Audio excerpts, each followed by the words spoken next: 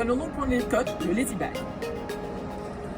On va s'aider d'un mètre qu'on aura au préalable déroulé avec un bout qu'on gardera les repères pour noter après les mesures. On va commencer par la côte A, la circonférence de tour de mât.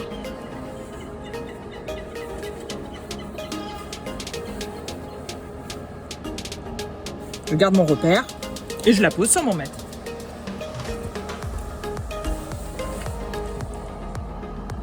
On est donc à 58 cm de tour de mât.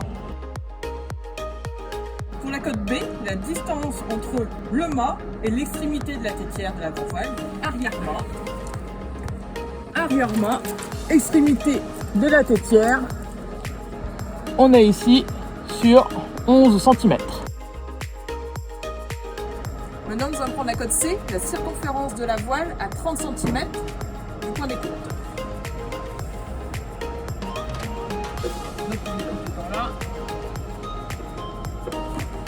Je place mon bout. Ici, je peux faire le tour. Je prends mon repère. On ne compresse pas la voile. Il ne faut pas que le lazy bag soit trop petit. Il faut vraiment juste le tour. Hop. Et on a donc 79. Pour les côtes D, E et F, les distances de l'arrière-mât, nous allons au préalable placer des repères sur la baume, ce qui nous facilitera la prise de côte. On se place arrière-mât. Et l'arrière-mât. Notre première côte étant milieu de baume, nous avons 225. Nous allons placer notre repère au milieu de baume qui est à 2,25.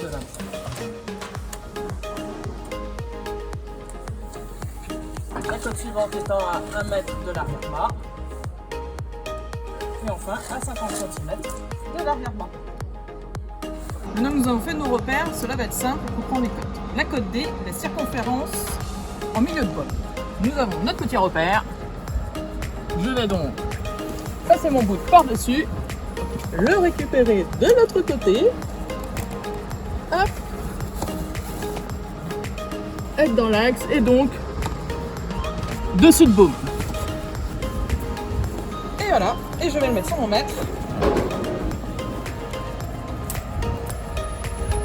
J'ai donc une circonférence de 127.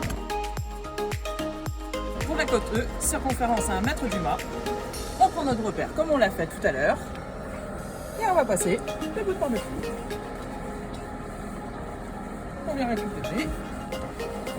On s'aligne. On ne compresse pas la voile. On fait simplement le tour. On est ici.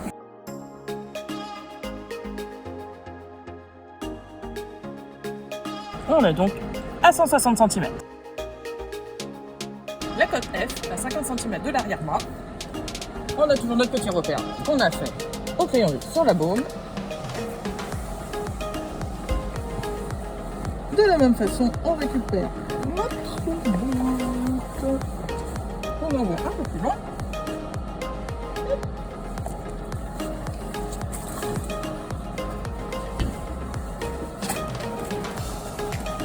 Et ici, dessus de bout.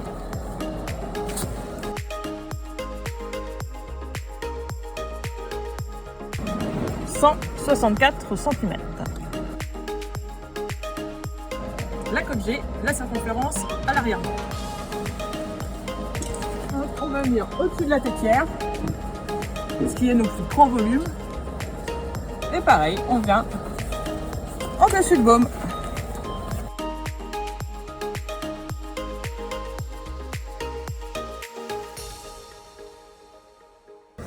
On est donc à 210 cm. On va donc passer à la page 2. La fiche de prise de côte. Pour cette page, on va simplement s'aider du mètre. On n'a plus besoin du bout, puisqu'on n'a plus de volume de circonférence à faire par-dessus la voile.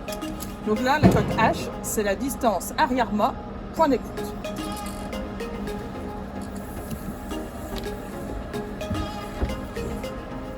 Donc, on couvre bien son point d'écoute. Et ici, arrière-mât, on est donc à 4,24 m. Les côtes suivantes sont les côtes pour les passages de riz, puisque nous allons faire des ouvertures dans la ralagne qui s'insère dans la gorge de la pomme. Nous allons donc mesurer le premier, le I. Sur ce bateau, nous n'avons que 2 riz. Suivant la configuration de nos bateaux, vous en avez 2 ou 3 riz. Premier riz, distance du premier riz à l'arrière-pas.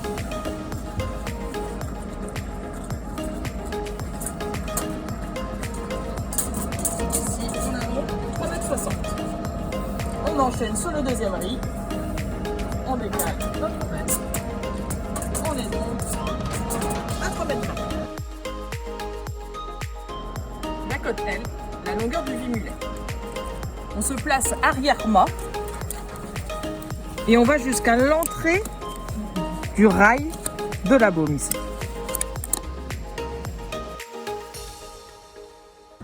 Notre dernière côte, la côte M, la hauteur de cette baume, haute pétière.